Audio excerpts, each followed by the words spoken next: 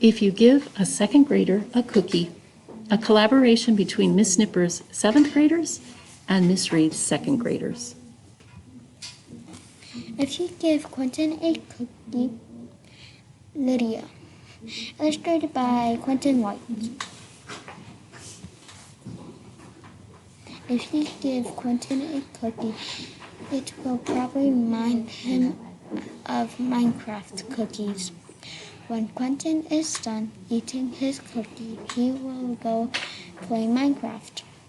When Quentin is playing Minecraft, he will see animals. When he sees the animals, it will remind him that he likes hedgehogs.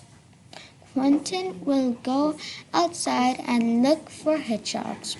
When Quentin is looking for hedgehogs, he will see a bee. The bee will remind him of Minecraft bees.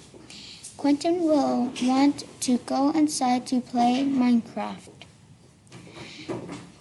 And chances are, if he goes inside to play Minecraft, Quentin is going to want a cookie too. This book was a collaboration between Netzeburg seventh graders and second graders. About the illustrator.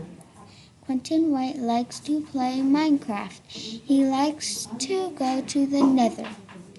Quentin likes to make bases in Minecraft.